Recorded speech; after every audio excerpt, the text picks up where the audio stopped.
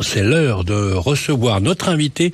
Bonjour Stéphane Descartiers. Bonjour à tous. Merci d'être avec nous dans Parlons Immo. Alors justement, vous êtes le spécialiste de l'investissement immobilier, vous avez été fondateur de la Maison de l'Investisseur et vous êtes auteur d'un guide pratique sur le sujet. Il est avec moi, Manuel, alors c'est pas mal au niveau du titre, Manuel de survie dans la jungle immobilière. Alors justement, on va faire ensemble, si vous voulez bien, un point très concret sur l'investissement locatif des particuliers. Est-ce que ça vaut le coup? Quel bien viser et quelles erreurs surtout à éviter dans un contexte où on a vraiment l'impression que les investisseurs dans l'immobilier ont quasiment tous disparu? Oui, alors pas tous disparus, heureusement, mais toute chose malheur est bon. Donc c'est vrai qu'actuellement le marché, la résidence principale est repartie. Globalement, on le voit, même si le dernier trimestre n'était pas fabuleux, mais globalement le marché de la résidence principale est reparti. On va être à plus de 900, peut-être 950 000 transactions on va avoir les chiffres dans quelques jours sur 2025. En revanche, le marché investisseur, il est mou, c'est très mou. Mais c'est quoi justement, c'est quoi être investisseur aujourd'hui? Puisque quand on les interroge, beaucoup nous disent justement il y a quasiment plus ou pas de rentabilité et que finalement on désinvestit avec le temps. Alors il y a alors quand on parle de produit investisseur, c'est le studio, le petit T2, l'immeuble de rapport. Alors, plus de rentabilité, si, on peut aller chercher de la rentabilité encore aujourd'hui. Simplement, il faut éviter notamment les secteurs qui plafonnent les loyers. C'est sûr que Paris intramuros, vous n'avez aucune chance d'obtenir de la rentabilité, puisque déjà, le plafonnement des loyers vous donne au mieux du 3%. L'encadrement des loyers. L'encadrement des loyers vous donne du 3%. Donc, moins vos charges, vous faites du 2, moins les impôts, vous faites même pas du 1%. Paris, pour les investisseurs, n'a plus d'attractivité. Donc voilà, pour les Paris, petits investisseurs. Paris, on oublie effectivement depuis longtemps. Peut-être en commercial, il y a encore des choses à faire, mais sinon Paris, on oublie depuis longtemps. En revanche, dès que vous passez le périphérique, c'est différent. Et sur des villes moyennes, vous avez encore, vous parliez de quelques villes tout à l'heure, vous avez encore des rentabilités sur des petites surfaces qui peuvent être de plus de 6%. Donc, mais sur des zones tendues ou détendues, parce que paradoxalement, Stéphane Descartiers, je voudrais que vous nous éclairiez sur le sujet. On entend partout, d'ailleurs on le dit chaque semaine sur Sud Radio, qu'il y a une grosse tension locative. On a du mal à se loger. Le nombre d'offres à la location s'est réduit de moitié dans les grandes métropoles.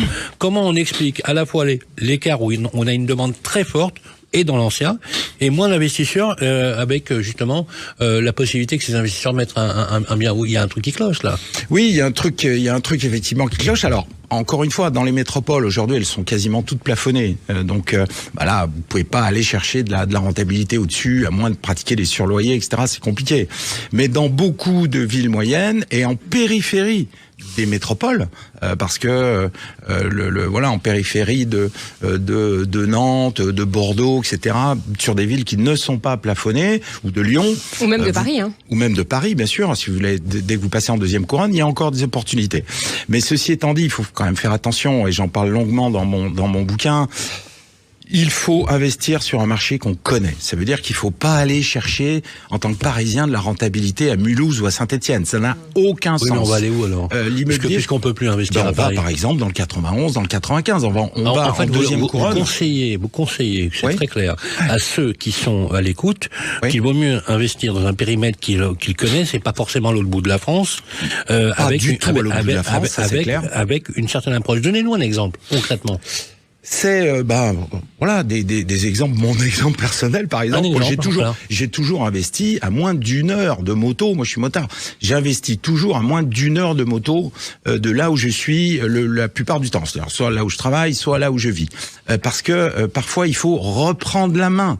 Quand il y a un dégât des eaux, par exemple. Quand il y a un dégât des eaux, quand il y a un début de squat, quand il y a il y a les administrateurs quand il y a un départ à la cloche de bois, etc. Mais les gestionnaires sont faits pour ça. Oui, mais on est quand même avec un droit locatif qui fait que, excusez-moi, ça peut paraître, mais des fois il faut reprendre la main parce que les professionnels sont obligés de suivre scrupuleusement toutes les lois, y compris les plus absurdes. Oui, mais c'est normal. Tout le monde respecte. Oui, mais il y a une certaine. Pourquoi vous ne respecteriez pas la loi, vous? Si on vous paye pas, vous y allez avec un marteau et une enclume. Il faut absolument respecter la loi. Il faut pas se faire justice soi-même. Mais on peut désamorcer effectivement des situations en tant que particulier avec des choses des fois un peu border qui seront, et ça passera beaucoup plus facilement que pour un professionnel. On va quand même donner un conseil à tous ceux qui nous écoutent. Si on vous paye pas le loyer, ne murez pas la porte. Non, mais soyez sympa, ne murez pas la porte, c'est très illégal et ça peut se retourner contre vous. Dans ce que vous dites, non mais Stéphane, dans ce que vous dites, une petite précision, toujours dans les limites de la légalité absolue. Mais bien entendu. Mais il y a quelque chose de très intéressant aussi, quand on parle des dégâts des eaux qui arrivent quand même assez fréquemment, le gestionnaire, il va pas y aller si c'est le week-end. Donc le locataire, il est sous l'eau un week-end, heureusement qu'il y a le propriétaire pour y aller. Ça m'est arrivé récemment, un cumulus qui pète entre deux locataires sur un bien que j'avais. J'ai un gestionnaire sur ce bien, mais effectivement, c'était les vacances, c'était en plein mois d'août, il y avait personne. Je m'en suis occupé moi-même. Stéphane Descartiers, vous allez rester avec nous puisque vous allez nous faire le plaisir. Vous êtes notre grand invité jusqu'à la fin de l'émission. On vous posera d'ailleurs une grande question. Tout à l'heure, on va revenir avec vous pour parler des conseils pratiques, les amis, pour investir dans l'immobilier. On peut encore investir et surtout parler des dispositifs qui existent encore.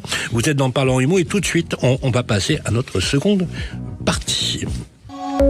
Basile, votre application de recherche immobilière, présente Sud Radio Parlons Immo, midi 13h, Sylvain Lévy-Valency. Eh bien, bonjour à toutes et à tous et merci d'être avec nous. Si vous prenez l'émission en cours de route, vous êtes sur Sud Radio un peu partout en France. On est ravis d'être avec vous. Je rappelle que maintenant, vous pouvez nous écouter sur le DAB de vos voitures un peu partout. Sud Radio, c'est justement également la voix de l'immobilier. Voilà, parce qu'on parle vrai, on parle immo de votre logement et de votre immobilier. Avec vous, Stéphane Descartiers, dans ce grand entretien. Merci d'être resté avec vous. On va s'interroger également avec vous, Grégoire, sur la chronique, parce que 2026, on continuera à parler d'humidité et de la qualité de l'air dans le logement avec notre chronique. On va parler de quoi aujourd'hui ? On va vous parler de l'impact de l'humidité sur la valeur de votre patrimoine immobilier. Eh bien voilà, écoutez, c'est parti pour parler de tout cela. Et on est toujours sur Sud Radio pour la deuxième partie de l'entretien avec vous, Stéphane Descartiers. Je rappelle que vous venez de publier le manuel de survie dans la jungle immobilière. Achetez-le les amis, parce que je peux vous dire que ça nous permet d'avoir l'alpha et l'oméga et surtout les erreurs à ne pas éviter. Justement, quand on se pose la question, est-ce qu'il faut louer vide, meubler, faire un cours de fiscalité s'il faut, ou s'entourer d'un professionnel, c'est quoi l'arbitrage le plus simple à avoir lorsqu'on a en tête toutes ces options ? Alors aujourd'hui encore, même si le meublé a souffert un petit peu, le meublé reste beaucoup plus compétitif pour des raisons fiscales même malgré les révisions fiscales et autres. Voilà, même malgré la reprise des amortissements, notamment pour le calcul de la Stéphane, voilà, le néophyte que je suis, c'est quoi un meublé ? Un meublé, c'est un appartement où vous meublez. Alors maintenant, il y a une liste de meubles obligatoire. Oui, justement, c'est ça dont je parle. Mais surtout, vous êtes effectivement, vous échappez. Une table, des chaises, la télé, le lit. Non, la télé, c'est pas obligatoire, mais vous avez une liste de meubles effectivement obligatoires. On considère qu'un appart est meublé à partir du moment où on respecte la liste. Il y a une liste précise. On respecte la liste et on fait des baux d'1 an, notamment, plutôt que des baux de 3 ans classiques. Et surtout, c'est une activité commerciale. Donc, au titre de cette activité commerciale, on a la possibilité au réel d'amortir son investissement. Aussi bien le mobilier, bien entendu, que l'immobilier. Et ce qui permet, si on fait un crédit 100%, d'annuler, d'absorber globalement les loyers en termes de fiscalité sur 18-20 ans. Donc ça reste quand même donc c'est un levier qui améliore la rentabilité. Tout à fait. Alors sur le nu, il y a une façon de faire du nu. Donc le nu, c'est le vide. Voilà, la location vide. La seule façon de s'en sortir si on fait du nu, c'est de faire des travaux, c'est-à-dire d'aller vers des biens qui nécessitent beaucoup de travaux. Puisqu'à ce moment-là, vous pouvez bénéficier du bénéfice du déficit foncier, ce qui vous permet sur un gros coup de travaux d'annuler la fiscalité de votre année en cours, bien sûr. Un exemple, voilà, un exemple. Vous achetez un bien à 150 000 euros. Avec 50 000 euros de travaux. Vos 50 000 euros de travaux, ils vont vous effacer la fiscalité de l'année où vous faites vos travaux. Et ensuite, globalement, vous allez avoir un peu plus de 30 000 euros qui vont venir en réserve. Et cette réserve va venir absorber vos loyers pendant 10 ans.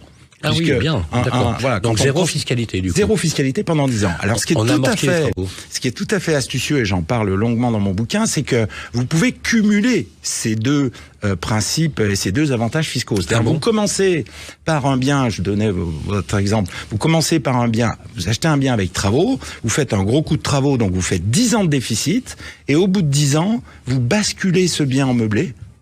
Et donc là, vous commencez à zéro des amortissements, etc. Et là, vous faites encore, si vous avez fait un crédit 20 ou 25 ans, vous faites encore 15 ans de revenus sans impôt. C'est-à-dire, vous faites 10 plus 15, vous pouvez faire 25 ans sans impôt. Alors ça, c'est quand même pas mal. Alors, je vais vous dire, je pense que ça va beaucoup intéresser toutes celles et ceux qui nous écoutent. Alors, justement, sur un marché qui est quand même chahuté, il faut le dire, sur l'investissement immobilier, on n'est pas en train de dire qu'on rase gratis tous les jours. Au contraire, vous dites qu'il y a des biens qu'on appelle, je reprends vos mots, sans appel. Des biens sans appel, peu de visites, peu d'offres, et c'est là que se crée l'opportunité. Je continue. Vous parlez de quoi concrètement, puisque quand on voit ça serait de nature à faire peur à n'importe qui, quoi. Oui, mais c'est aujourd'hui, effectivement, comme on le disait tout à l'heure, le marché de l'investisseur, il est très très mou. C'est-à-dire le studio, le petit T2, l'immeuble de rapport, c'est extrêmement mou. Voilà, aujourd'hui, les rares acheteurs, entre guillemets, qui se présentent pour ce type de produit, c'est eux qui font le prix. En quelque sorte, parce qu'il y a très peu d'acheteurs. Mais quoi, et une maison, fortiori, une passoire thermique, a fortiori, surtout si votre bien a un défaut. Parce qu'aujourd'hui, il y a du choix. Donc les gens vont plutôt vers des produits parfaits. Il y a du choix. Mais oui, il y a du choix. Sur le produit investisseur, vous regardez aujourd'hui des studios à vendre dans n'importe quelle ville, des immeubles de rapport, il y a du choix.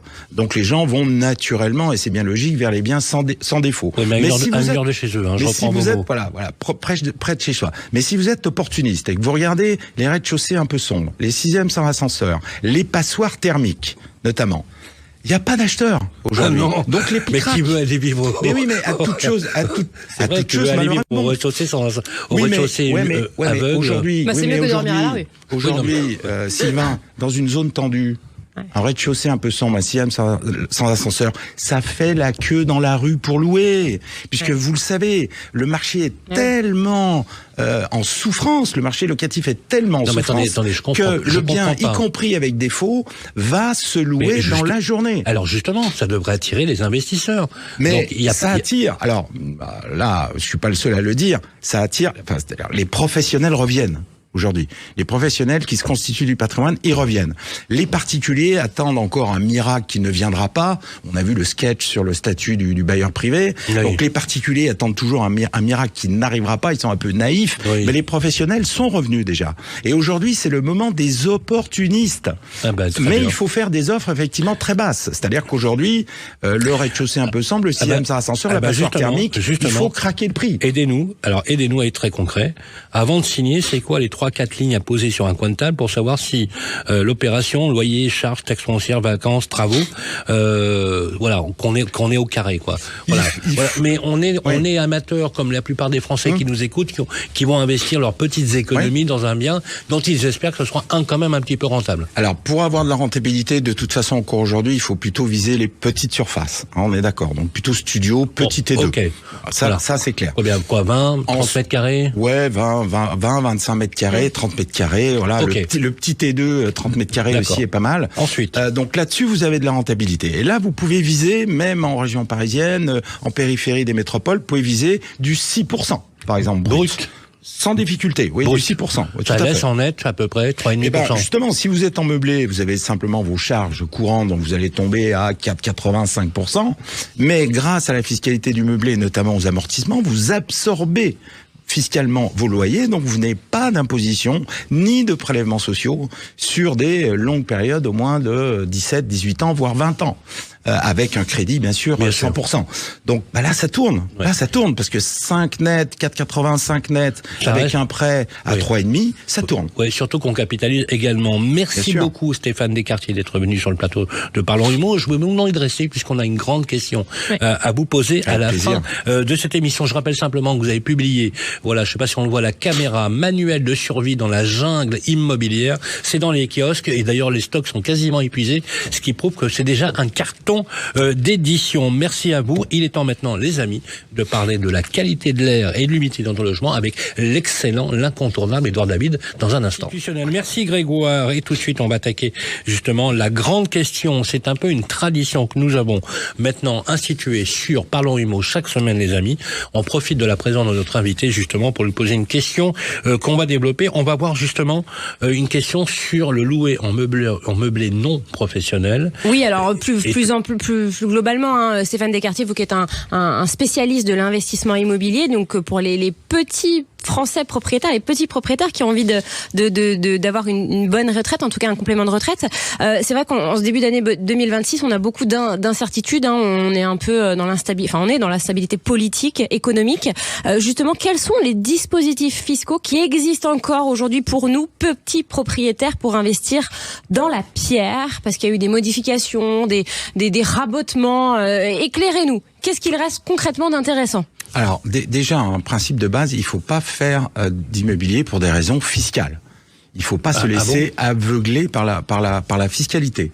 Il faut que l'opération soit bonne sans les avantages fiscaux. Les avantages fiscaux, ils doivent booster une bonne opération, pas compenser une opération médiocre. Okay. Donc, c'est hyper important ce que vous dites. Et c'est très important. Parce que les gestionnaires du patrimoine vendent de la fiscalité à leurs clients. Oui, mais effectivement, d'où l'importance d'investir sur un marché qu'on connaît, parce que le principe de base pour faire une bonne opération, c'est déjà de bien acheter. Et pour bien acheter, il faut effectivement connaître le marché et être sur tous les coups. Pour faire les bons coups, il faut être sur tous les coups. Et ça veut dire quoi, bien acheter? Ça veut dire qu'il faut travailler un petit périmètre, être très actif, et quand une opportunité se présente, on la saisit. Mais ça demande du boulot, de la réactivité, etc., etc. Mais ça veut dire quoi bien acheter? Ça veut dire qu'on fait une plus-value quand on revend? Ça veut dire qu'on perd pas d'argent? Oui, ça veut dire qu'on fait de la plus-value latente. C'est-à-dire qu'on s'est présenté au bon moment avec le bon vendeur. C'est les vendeurs, ils vendent parce qu'ils ont besoin de l'argent, souvent. Donc, on a tous affaire à des échéances, que ce soit les divorces, les successions. C'est pour ça que la prime est souvent à la liquidité, celui qui a la capacité cash d'acheter sans réserve, par exemple, notamment la réserve d'obtention d'un crédit, il a plus de chances de travailler une décote. Tout à fait, c'est clair. Donc bien acheter, ça veut dire effectivement acheter peut-être à un moment donné en dessous du marché, en tout cas avoir une opportunité d'achat. Alors maintenant, ce qui permet d'avoir une meilleure fiscalité. Alors on en parlait tout à l'heure, le déficit foncier c'est très bien, et ça surtout on peut se démerder tout seul dans son coin. On n'est pas obligé d'avoir un opérateur comme en Malraux, monument historique, etc. Donc le déficit foncier, on peut monter une opération tout seul dans son coin. Le meublé, le LMNP reste tout à fait compétitif si on est au réel. Et là aussi, on peut se débrouiller tout seul sur des petites surfaces proches de chez soi. Alors au réel pour nos éditeurs. Alors le réel, ça veut dire qu'on va pouvoir déduire toutes ces charges et surtout, comme je le disais tout à l'heure, amortir son investissement et ses meubles. Ce qui fait qu'on annule, on déduit les intérêts d'emprunt, on déduit les amortissements, donc ce qui permet d'annuler la fiscalité sur de longues périodes, au moins 15 ans, voire jusqu'à 20 ans. Et alors la dernière carotte fiscale qui existe et qui est pas mal, c'est le de Normandie notamment, donc qui finit en 2027. Je crois qu'on a encore 2 ans pour le de Normandie, donc ça c'est quand même pas mal. C'est à peu près les mêmes conditions que Pinel, c'est-à-dire vous avez en gros 18% de réduction d'impôt sur 9 ans.